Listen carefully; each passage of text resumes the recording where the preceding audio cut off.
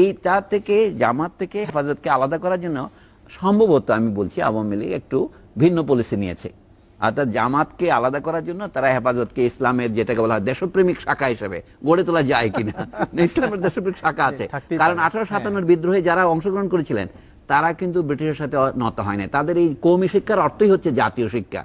এই ধারারই একটা বিশ্ববিদ্যালয় জওহরলাল নেহরুদের অনুমতি নিয়েই, মানে স্বাধীনতার একটু আগে গান্ধীজির আশীর্বাদ নিয়ে মৌলানা আবুল কালামের নেতৃত্বে, আজাদের নেতৃত্বে হচ্ছে জামিয়া মিল্লিয়া ইসলামিয়া দিল্লিতে হয়েছে।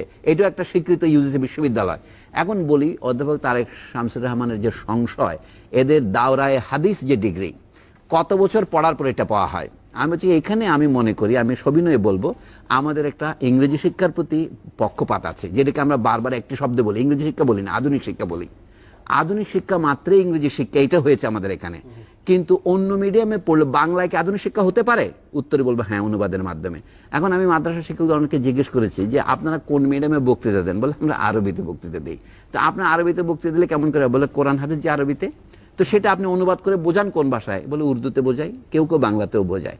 এই সমস্যাটা সমাধান করার আগে আমাদের নৈতিক একটা প্রশ্নের উত্তর দিতে হবে। আমরা 3 বছরের বাচ্চাকে কিন্ডারগার্টেনে ইংরেজিতে পড়াই কেন? সেইটা যদি আপনি নৈতিক মীমাংসা করতে না পারেন, আপনি ওদের কাছ থেকে এটা দাবি করতে পারেন না। ওরা বলে যে আমাদের কাজ হচ্ছে ধর্মীয় শিক্ষা দেওয়া।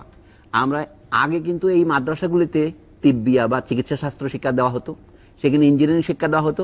আজকে সেখান থেকে তারা বঞ্চিত, যেটাকে আমরা ধর্মনিরপেক্ষ শিক্ষা বলবো। বলি হাদিসে আছে, এটা সহি হাদিস, আর দুনিয়া মাজরাতুল আখিরা, দুনিয়া হচ্ছে আখিরাতের শস্যক্ষেত্র। কৃষি যদি অপবিত্র হয় তাহলে এই কথাটা আমাদের হাদিসে আমরা পেতাম না।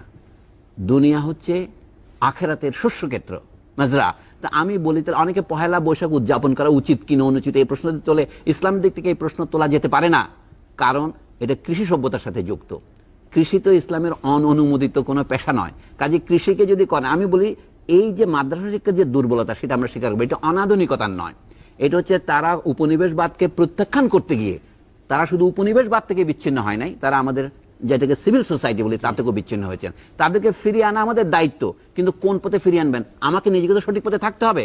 আমি এখনো উপনিবেশিক শিক্ষার মধ্যে ডুবেছি, জাতীয় শিক্ষা গড়ে তুলতে পারিনি। তাহলে আমি তাকে কোন নৈতিক অধিকারে বলবো? আমি তাদের সপক্ষে বলবো, আমি ওদের আলোচনা করে দেখি। ধরেন মৌলানা ফরিদউদ্দিন মাসুদ, যিনি এখন সরকারের পক্ষে কথা বলেন, তিনি একজন অত্যন্ত বিজ্ঞ আলেম। তিনি আল্লামা শফির ছাত্র বা কলিগ, তিনিও দেওবন্দ থেকে পড়ে এসছেন। এদের সাথে আমি আলাপ করে দেখেছি, এদের জ্ঞান অগাধ। মৌলানা আবুল কালাম আজাদ কোনো মাদ্রাসায় পড়েননি, কোনো বিশ্ববিদ্যালয়ে পড়েননি, রবীন্দ্রনাথ ঠাকুর কোনো বিশ্ববিদ্যালয়ে পড়েননি। এরা জিনিয়াস। কিন্তু আজাদের যে পরিমাণ জ্ঞান ছিল, শুধু history of philosophy eastern and western, Bharat সরকারের অধীনে যে বই বেরিয়েছে, যেটা সর্বপল্লী রাধাকৃষ্ণন এবং হুমায়ুন কবির সম্পাদনা করেছেন, সেটার ভূমিকা আজাদ লিখেছেন। ভারতবর্ষের জীবিত দ্বিতীয় কোনো দার্শনিক ছিল না ওরকম একটা ভূমিকা লিখতে পারে। তাহলে ওনাকে শায়কুল হিন্দ উপাধি দেওয়ার কথা ছিল। উনি কোনো মাদ্রাসায় পড়েননি, উনি জন্মেছেন মক্কায় কিন্তু মরেছেন ভারতে 70 বছর বয়সে। এই জন্য বলছি মাদ্রাসা শিক্ষার লোকেরা যে লেখাপড়া জানে না, এটা সঠিক নয়। বরঞ্চ আমি বলবো, আমি চ্যালেঞ্জ করব, তাদের সাথে আমাদের বিশ্ববিদ্যালয়ের অধ্যাপকেরা 5 জন পাবেন না, তর্কে পারবে। কিন্তু তারা ওখানে পড়ে আছে কি জন্য? ওই যে অধ্যাপক আক্তার যেমন সঠিক কথাই বলেছেন, তারা একজনের বিচ্ছিন্ন হয়ে আছে, তারা এটাকে প্রত্যাখ্যান করেছে। এটা তাদের জন্য খারাপ, এটা সবচেয়ে বেশি খারাপ আমাদের জন্য।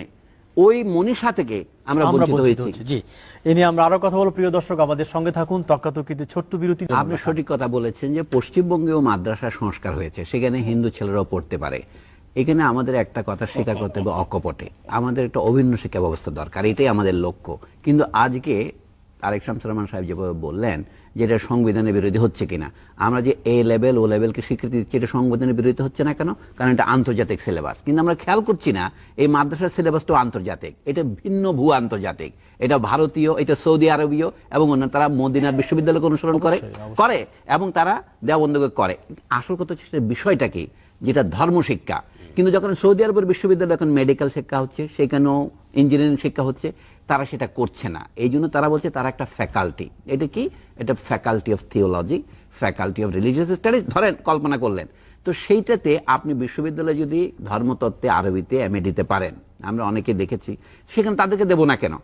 তারা তো ওইখানে সীমিত। এখন আসছে বিসিএস পরীক্ষা। বিসিএস পরীক্ষা যে কোনো বিষয়ে যদি আপনি গ্রাজুয়েট হন, পরীক্ষা অংশ নিতে পারেন। সেইখানে আপনি যদি বিদ্যা অর্জন না করে থাকেন, আপনি তো পাশ করতে পারবেন না। আপনার যদি কথা, যদি বিসিএস পরীক্ষার মধ্যে আপনি ধরেন ধর্মতত্ত্বকে একটা বিষয় হিসেবে ঢোকালেন, বাছাই করা যে 6টা বিষয় নিতে পারে, তার মধ্যে একটা নিলাম, কিন্তু বাংলা ইংরেজি পরীক্ষা তাকে পাশ করতে হবে, সাধারণ আছে। গণিত তাকে পাশ করতে হবে। এখন আমরা বলি মাদ্রাসা শিক্ষা যে নানা দিক থেকে আমাদের শিক্ষা ব্যবস্থা চেয়ে ভালো। আমি তার একটা উদাহরণ দিই, আমার ব্যক্তিগত অভিজ্ঞতা থেকে বলছি।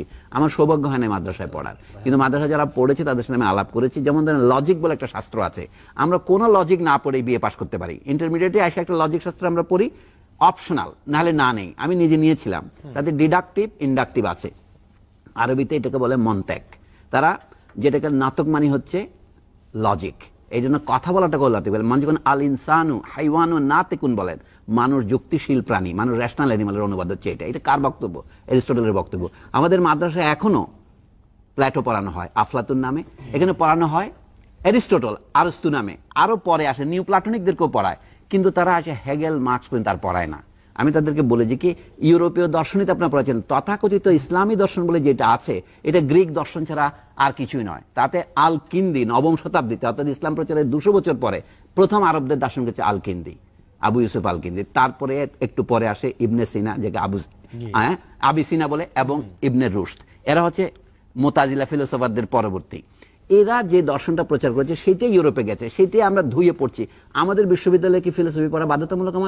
আমাদের বিশ্ববিদ্যালয় জাহান্নামে গেছে, কারণ আমরা লজিকে বাধ্যতামূলক করিনি। আপনি ফ্রান্সের শিক্ষা ব্যবস্থা করতেন তথাকথিত আন্তর্জাতিক, ফ্রান্সে ক্লাস 9 থেকে ক্লাস 12 পর্যন্ত দর্শন বাধ্যতামূলক। আমি তো সেটা ফলো করছি না, কিন্তু শুধু মাদ্রাসার উপরে আমার সমস্ত ঘৃণা আমি ঢেলে দিচ্ছি।